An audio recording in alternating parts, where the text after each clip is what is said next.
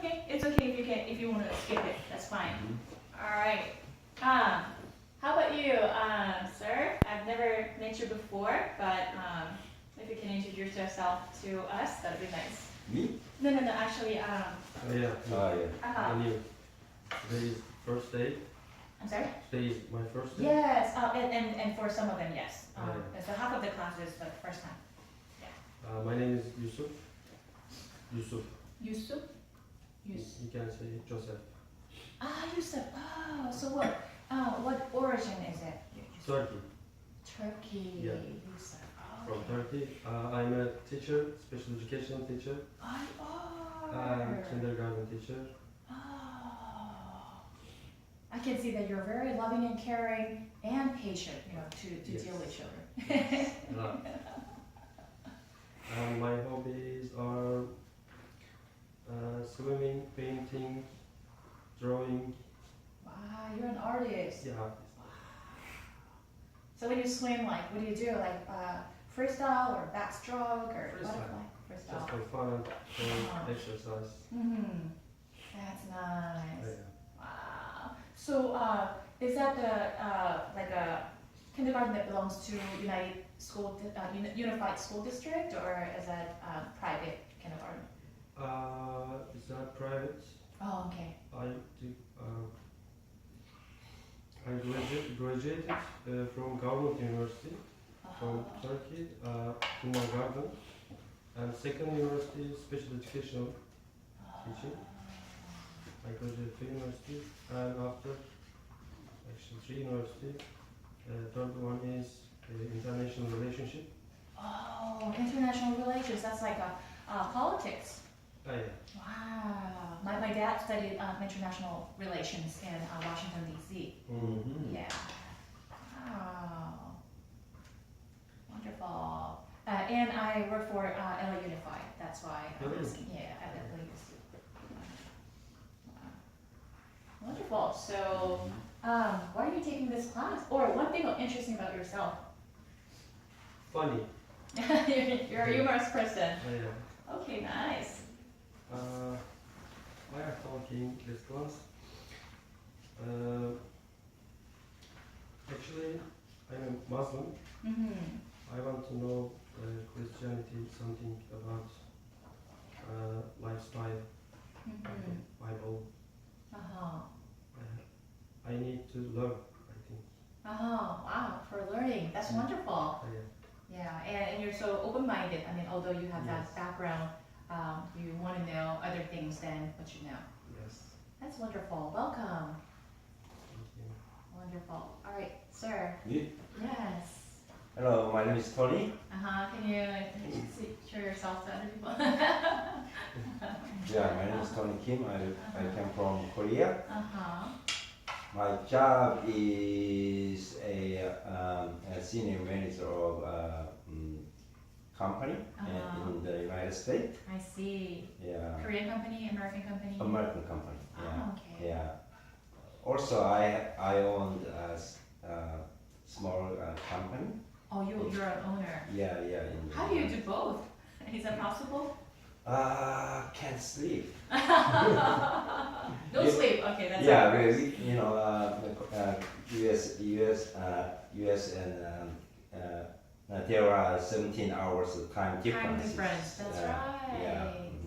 Wow. So 8 hours as a senior manager, and then maybe 10 hours as a business owner, and then just sleep for 3 hours, and the rest of the hours you eat. I can spend just a couple of hours for business. Yeah. Okay. Yeah. Wow, you're amazing. Yeah. My hobby is watching sports. Yeah. I don't like playing sports because I'm so lazy. You'd rather have somebody else play for you. Yeah. Okay. Yeah. Do you get excited when you watch soccer games? I like soccer, but that is I'm not a big fan of that. So what else do you watch then? More racing, auto racing. Yeah. Auto racing. Oh, so like car race. Yes. Oh, Indianapolis. Mm-hmm. Oh. Yeah. Did you ever go watch? Uh, Not on TV, but actually, you know, or go to the. I can say maybe all around the world. Yeah. All yeah. around the world. Yeah. Nearly all around the world. So yeah. you're a hardcore car racer fan. Yeah, because I was racing driver in Korea. You were. Yeah, almost 20 years ago. Yeah. Wow. Mm-hmm. So you're a car racer. So can you give us a ride one time? Yeah. Go on a freeway. Yeah. 150 miles per hour. No, I don't have money to spend to pay the fine. That's right. That's right. Yeah. Wow, interesting. Mm. And when you're taking this class? Actually, I was Buddhist, but I became a Christian since I arrived in the United States, maybe 5 years ago. Oh, 5 years ago. How interesting. Yeah, no, I a little bit know about Bible, but I never read and I never read in English. Also, I never taking like class for personality in English. I class. see. Yeah. Okay. This is sort of a new experience because it's a different language than what you're used to. Also, most of I believe most of our students, my friends, want to maintain their status to have fun, Right. Yeah. But That's important. we have many choices, Right. We can take other school, Right. but I just wanted to run to experience. Yes. Very interesting. Because I come from a Buddhist background myself. My family was just like other Asian families. Buddhist Buddhist. culture. Yeah, just culturally Buddhist and Confucianist. You do ancestor worship and my family was like actually a hardcore Buddhist family. Oh, really? My grandparents actually were well known for their benevolence, dedication to the temple and everything. So like we as a family used to go to their they lived in the countryside and we would visit them during the vacation and we actually always visited the Buddhist temple.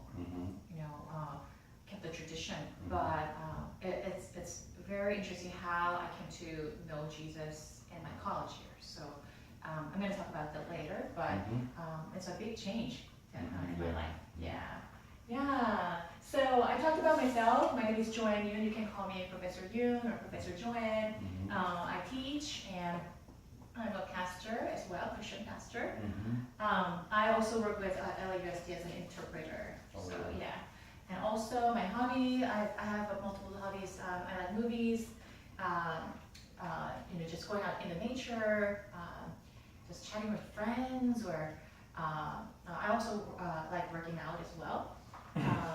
One thing interesting about myself is I like traveling, so I've been to different countries. I think I already told some other students, they already know, but I've been to Mexico, Japan, China, Hong Kong, Australia, Israel, and some other countries. And I lived in Hawaii for about 3 months. It was a true paradise. And so, I really want to welcome all of you. It's a good group. I can already tell that you are engaging in a good group, so we're going to have some fun time together. And so having said that, let's turn to page 1. Sure, where are you from? Where are you from? Oh, did you buy a book? Could you? Where are you from? Where am I from? Yeah. Oh, okay. So my parents are from Korea. I was born here. I was born in the East Coast. South Korea. Yeah, so my parents are from Seoul, Korea. Well, I can't say that. We lived in Korea for a while, Seoul, Korea, but then my dad is from like southeast, it's a different province. Yeah, his family is original from there. But we lived in Seoul, Korea for a while, and then I was born there, so I went back and forth a few times. Yeah. So, yes, so what I usually do is go around and actually read parts of it, not all of it, and then, try to kind of understand the general picture of what we're going to do, all right? And so, Juha, welcome. Hello. I like your jacket or sweater. Thank you. Yeah, I like it. All right. So could you please read the learning objectives for us? Number one, understand what the book of the prophets mean in the Old Testament.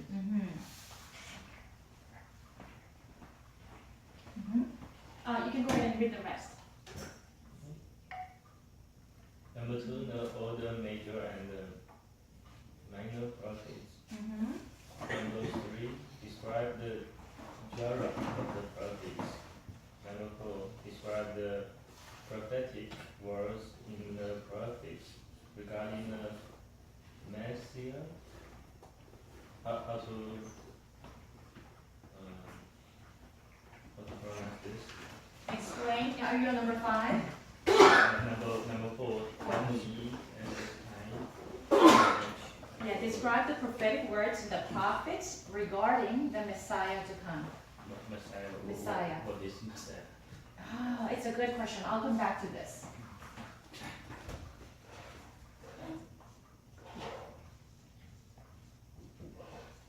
But for now, continue reading, please.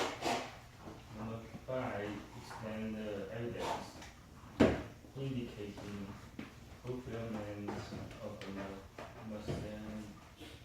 Messianic Prophecies. Awesome. You're doing so well. I know these words are just new. Many of them are, not familiar with these vocabulary words. I understand.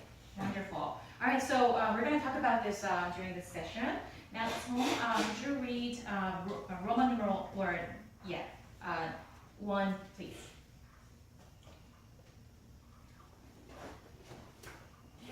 The Hero Bible, Tanakh. Tanakh. The Hero Bible, Tanakh, and Conan,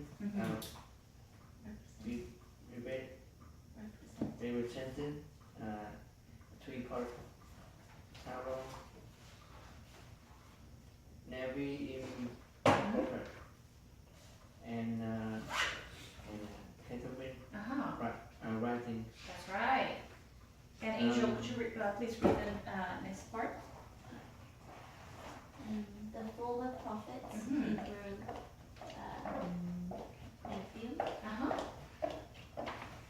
Nehim, Rishonim. was that right? Rishonim, Joshua, Judges, Samuel, 1 and 2 Kings. That's right. And Tony, could you please read the letter of the prophet? Letter prophets, Hebrew.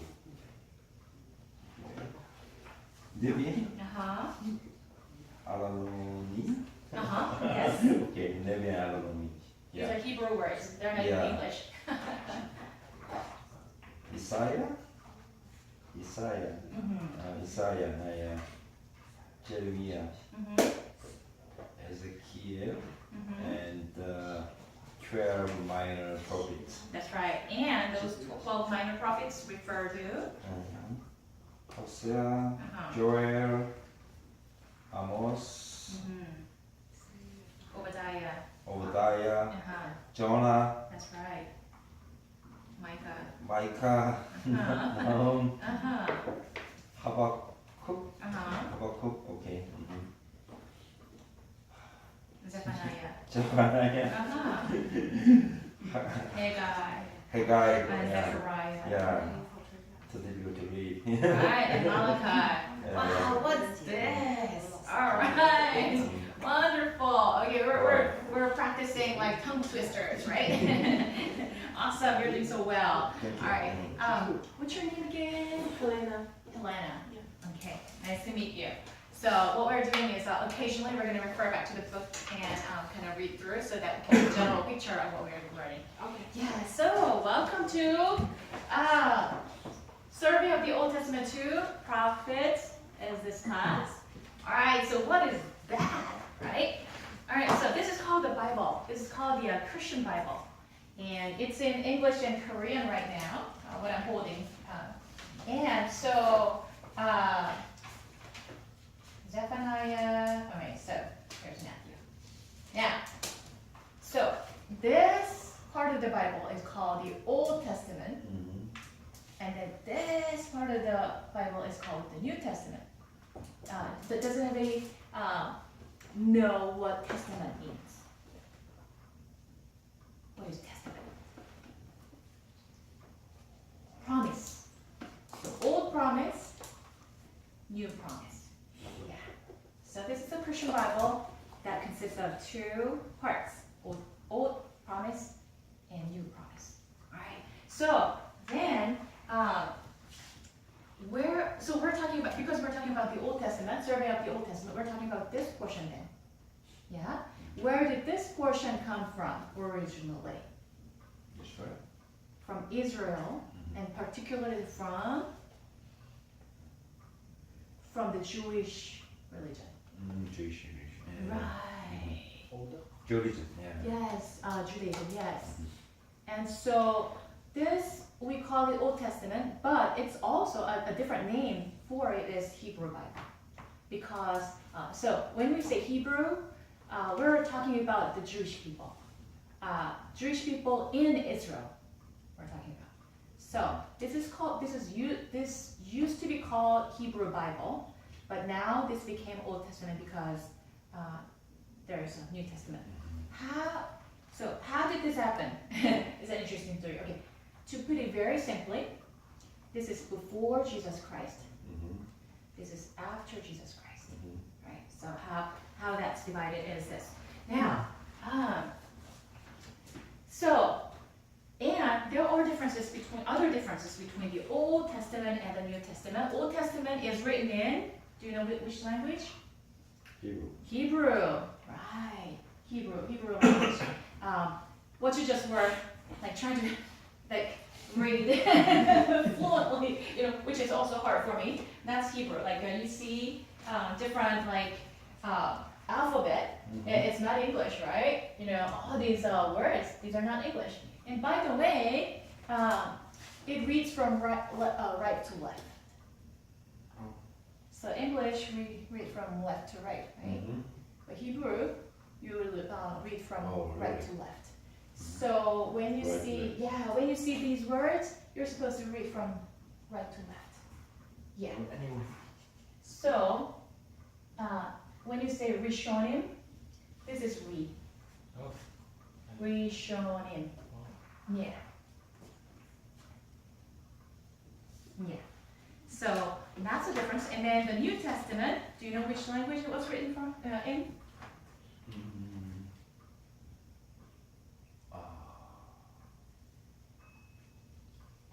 I think also Hebrew. Oh, No? Greek. Greek. Greek. Hebrew.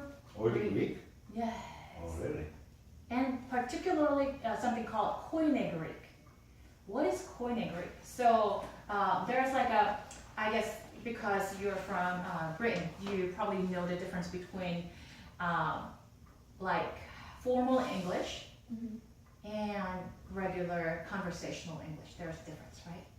So Koine Greek is conversational English, conversational Greek. Yeah. It's interesting how that the book, which is, we kind of imagine that it will be formal, but it's in Koine Greek. All right. So then, very interesting thing is the characteristics of these different languages is that Hebrew language for thousands of years have never changed. So if you see like some of the alphabet, there are dots here. So whether you have dot, I don't know. I'm just making it up, okay? So whether you have dot here, or dot here, or dot there, or if you have like two dots, completely different meaning. So you have to like, you're cross-eyed as you're trying to read the Hebrew text. It's like, all right, I have to look very carefully, even for a dot. A dot makes a huge difference, not just pronunciation, but the whole meaning. Now, Hebrew language has not changed for thousands of years. So what was written, so in the past, I think last class we briefly talked about this. In like thousands of years ago, before the invention of printing, they used animal skin. They dried the animal skin and they wrote with ink on it. Yeah, and therefore the parchment was which is called papyrus. Have you seen like birthday cards and things like that? The brand name papyrus. Yeah, those are expensive and fancy, right? Papyrus means these animal skin that was used as paper in the past. But because you have to kill the animal, you have to go through a certain process to, make it into paper. Very precious. So if you have a book in your house, you're rich. Most people did not have any books because it was simply unavailable, very scarce. And but when they wrote on the parchment, because the space was limited and it was irregular in shape, and it's breakable after so many years, right? Because of the dry, weather and things like that. Then they made many copies of the same original text, but there are several remaining. Other things probably, I don't know, they disappeared. So based on the documents that we actually found in the caves by the sea, these are called sea scroll. They were found in the caves near the sea and in Israel, and based on those, like we put them together. Well, not we, but the Bible scholars, they put them together and made it into this. Yeah. Very interesting thing is, Hebrew Bible, although it was written thousands of years ago, when today's Jewish people read this, there's not much difference. So have you read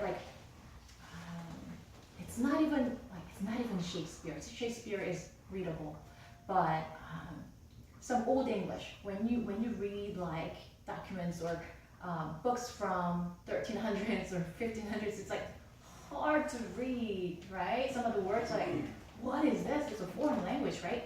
But Hebrew people, when they read this, it's like, yeah, that's how we speak today. So it was very good for preservation. It preserved the original meaning and original text and everything. The primary characteristic of the Greek language, however, is that it changed. It changed over time, just like English, just like Korean, just like Japanese, it changes over time, Chinese. But it was the most widely used language in the past. So today, what is the universal language?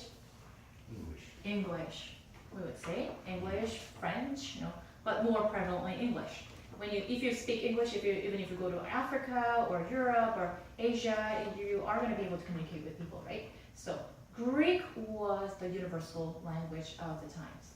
And so anybody can have access to Greek, especially if it's Koine Greek, it's easier, right? And so that's how the Bible spread wide, because people just could read it. Yeah. So those are the characteristics. Now, within the Old Testament, that's written in Hebrew language, and it was written about Messiah to come, Messiah to come, before Jesus Christ was born. So this portion the other name, a different name I said, is Hebrew Bible. It's also called Tanakh. And Tanakh is an acronym. Last quarter, do you remember what we learned? The title of the, I know it's a long time ago. Title of the course, the law, the narrative that talked about the law of God. Do you know what it's called?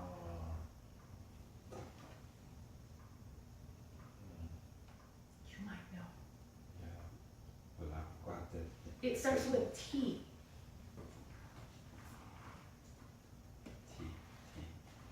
I know it's early in the morning, Monday. That's why I can't remember. Torah. We learned about Torah. So Tanakh, the first word is Torah.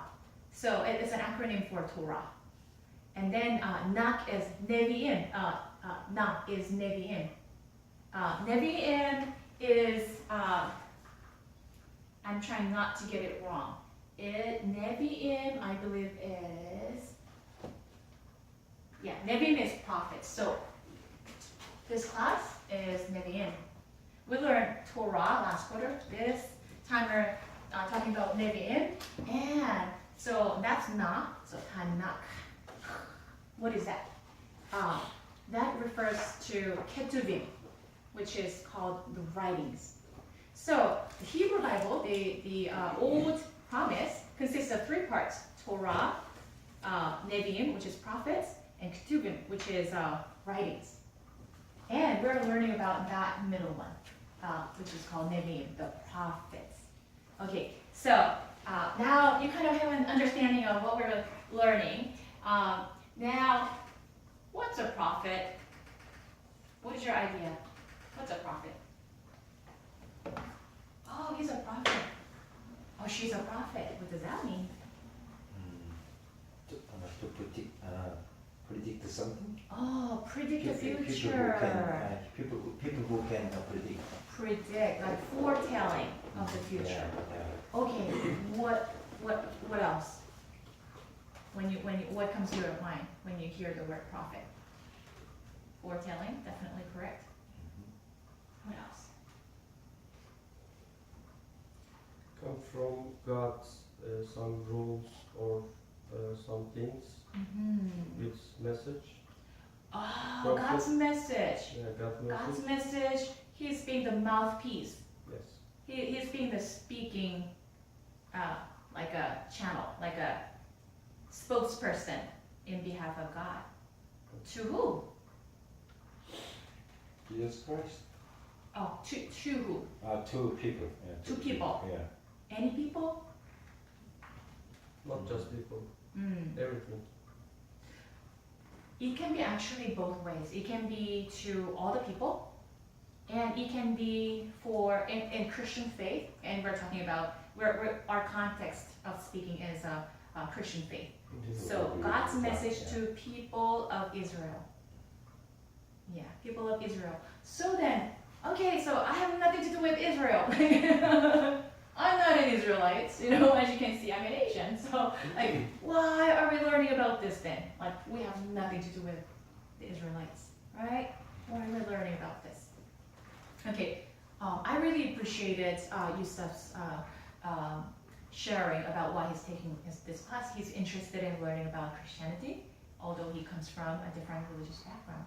And today we talk a lot about the New Testament. Do you know, pretty much most of the people know what 10 Commandments is, right?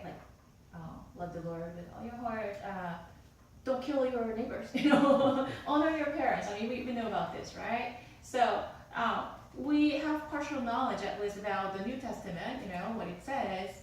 But the New Testament, however, if you want to understand the new covenant, New Testament, New Promise, then know that in this little section, it keeps referring back to something else. It talks about something else. What is that something else? It's about this.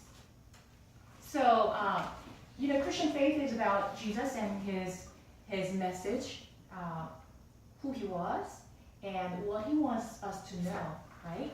And what he became for us. By the way, Jesus is the Messiah, and we're going to talk about this. And so then there's a lot of Jesus's sayings in this New Testament. he says a lot. He's teaching his disciples. He's teaching the crowds. He is doing miracles. He's raising up, like he's healing the sick, and he teaches, and he says, your sins are forgiven. Like, don't sin anymore. And he's making the paralyzed to get up and walk again, and he's doing miracles. And by the way, while he's teaching the crowd and his disciples, he keeps saying something that is in the Old Testament. And so if you want to understand who Jesus was, and if you want to understand the New Testament, you want to understand the Old Testament. And that's one reason. And also because the Bible is actually the bestseller. It has been the bestseller for centuries and centuries. It ever has been. You don't have to be a Christian in order to read the Bible. There are so many people just read it to learn and to be enculturated. And so if you study the Old Testament, you learn about the Hebraic culture. You can learn about the Middle Eastern culture in general. And you can learn about the ancient times, the ancient civilization. So it is relevant to us that it gives us the historical background. Yeah, these are filled with historical events that are quite interesting. I mean, to me, it's interesting. So that's part of the reason we're learning about this. Now, if you refer back to the book, there's a time chart. There's a time chart.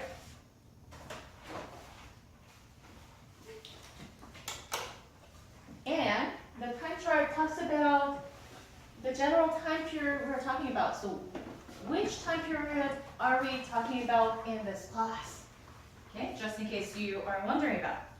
All right, so the prophets, when you say the prophets, okay, back to the prophets, I skipped over. Prophet is a person who brings message of God to his people. There are foretelling and forthtelling.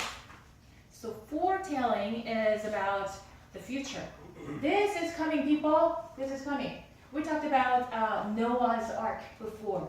Noah technically is a prophet because he brought to his people, guys, major floods coming, worldwide calamity, worldwide disaster. It's gonna, the earth is going to be covered by water. So get ready. You need to get on this ship.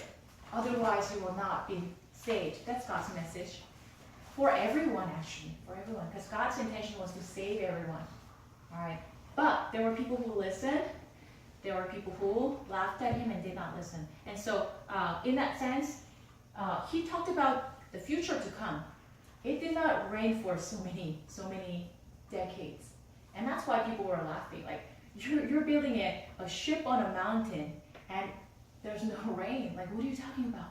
All right, so he's talking about the future, and therefore it's called foretelling. And what is forthtelling? Forthtelling. You talked about the rules. Okay, so the laws of God. What God intends human beings to do. God wants us to do good.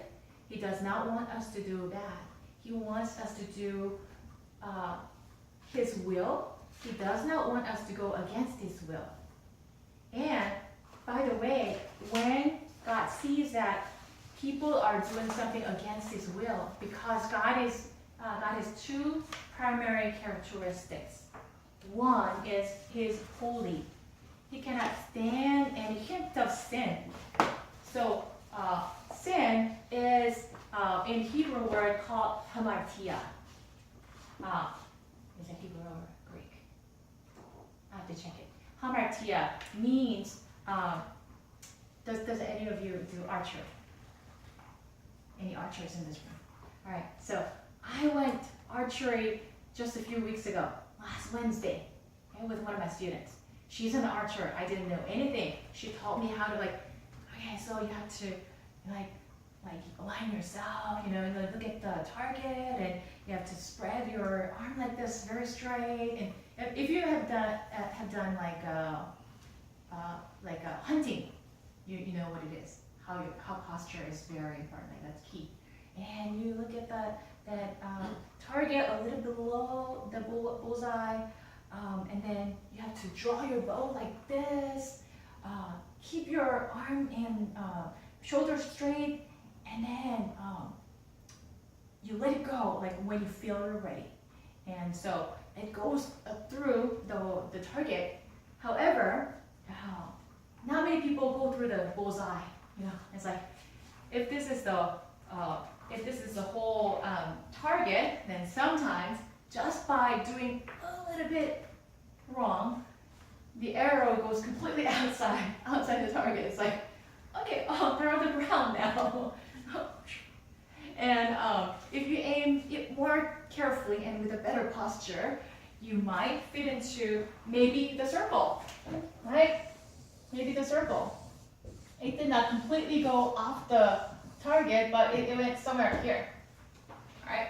And then if you practice millions of times, finally you start hitting, all right, sometimes bullseye, wonderful, wonderful. And she was a good archer, so she hit the bullseye several times. I was like, wow, how do you do that? You should go, challenge yourself to join the Olympic Games. But, so, okay, after millions of times of practice, you finally hit the bullseye several times. Sometimes, but your arms are tired, and sometimes you lose focus, and sometimes this happens, right? And so, we're not perfect, but God's standard, Yahweh means I am who I am. I exist by myself is what it means.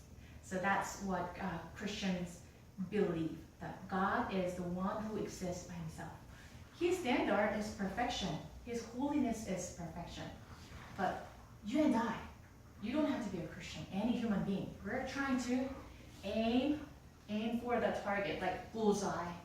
So bullseye is God's standard. And we're trying to, with our thoughts, words, and our actions and decisions, we're trying to hit the bullseye. So I want to ask you this question: like, how many of you want to do evil? Like, how many of you want to do bad? Like today, you want to go out and hurt somebody. Or maybe you too. I don't know. Somebody that that guy who just cut right in front of me. While I'm sure. How many? Go and harm that person, or I don't know. Maybe there's somebody who you actually want to harm, but I have to be careful. Okay, but most of the time, no, we don't want to hurt people. Is that true? Yeah. If you want to hurt people, most of the time, please come talk to me. I need to provide some counseling, and I need to send you somewhere. But most of the time, no, we don't want to hurt people. How many of you want to do something bad to little kids? How many of you? I don't think so. If you do, let me know. And how many of you feel like stealing something? You want to go, like, I don't know, CVS or Target, and you want to steal something. Do you feel like that today? No, I don't think so. If you do, please talk to me. But I think most of you don't have that intention, and let alone you want to actually do good. There were a couple of students who said, "What is your desire? Like, what do you want?" These people said, "I want to help people. Like my hobby is to help people. I feel good when I help." You said you went to Thailand, and you saw that the Thai people are very friendly and hospitable. And when they have helped a traveler or foreigner, they say, "Thank you for letting me help you, because I want to help you. It feels good when I help you," is their approach. Very interesting. So we as human beings want to do good. Like, I really believe that. But the thing is, God's standard is perfection. And so I want to ask you this question one more time. So I know that your intention and my intention is good. We want to love people, help people, want to see other people do well. All right, so how many of you have hurt your family in some way? emotionally, I don't know, even physically, like beating up your younger brother, or I don't know, pinching your sister, I don't know. How many of you, not just physically, all right? So saying bad things, you know, like, oh, you stupid, or like, I have to talk about my hurts. Okay, so as a little child, I was born as the third and the last child. So my older sister, although she was caring and sensitive and good person, she sometimes was bothered. I was just very little, and she didn't want to play with me. She had other friends, and so she would sometimes like push me away because I was a little, you know, toddler. She pushed me away, and I started crying. And you know, mom would come and get you. Do you think I was hurt? I was hurt. And so she, you see that a lot in kindergarten, right? Yeah, you push people away, they start crying, right? Because they feel rejected. Yeah. So my sister did that several times. Although other times she would bring me flowers so that I would play with them. So good and bad. By legal standards, like, do you think the police officers will come and get my sister for pushing me away? No, that's not illegal, right? That's like something that happens. We accept it as part of human life. However, God's standard is different. When we have done this, although she was a child, all right, I was little, she was a child, but is she free from sin now? Because she didn't know anything better. Although it was a human instinct that made her push me away. Is it considered a sin? That's my question. What do you think?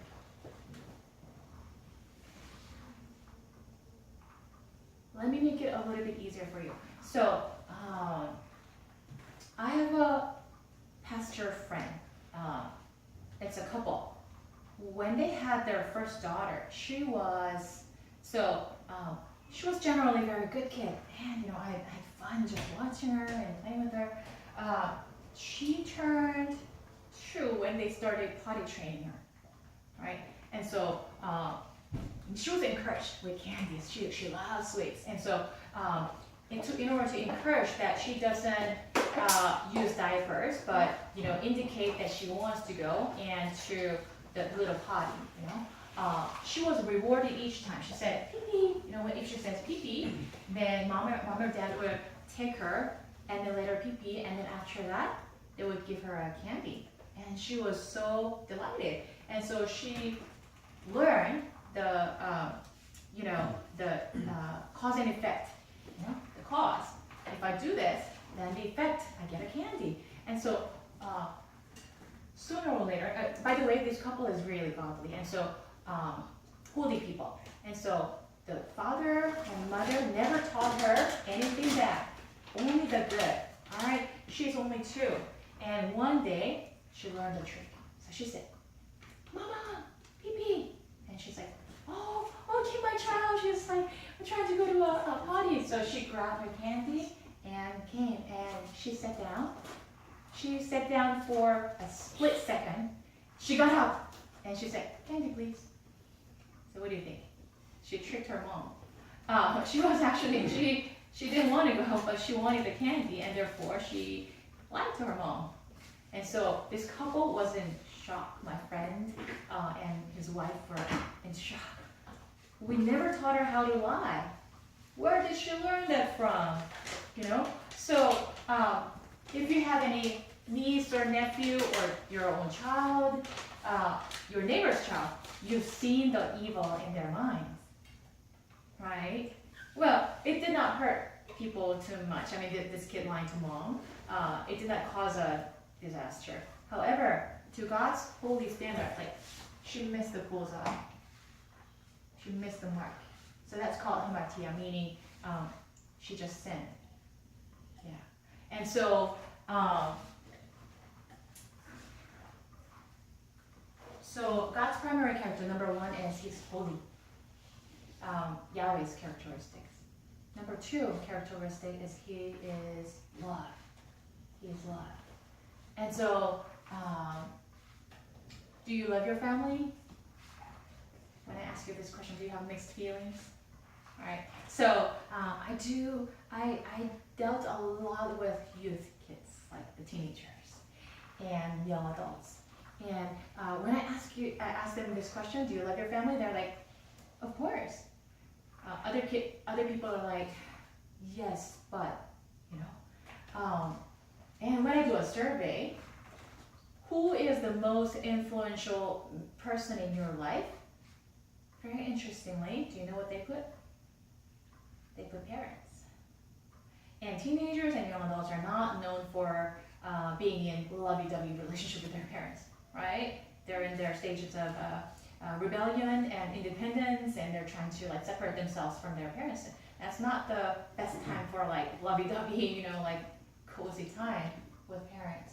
It's a very tough time for parents. Now, however, they put their parents as the most influential people when they hate their parents the most. By the way, they openly tell me, I hate my parents.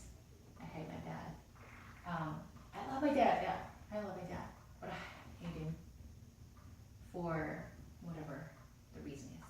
All right, so we have mixed feelings, and so even the ones that we have known ever since we were born, like we were born into our parents' arms, right? We, in our hearts, we sometimes don't love them